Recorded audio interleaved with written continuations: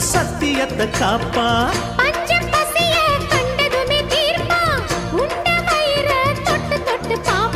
கல்வி வளர்ப்பதற்கு பள்ளி திறப்பதற்கு அள்ளி கொடுத்த வெறும் சோற.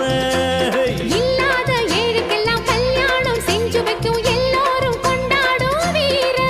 அந்த ராம வாழ்ந்தது சீதைக்காக, எங்க வீர வாழ்வது ஏழைக்காக.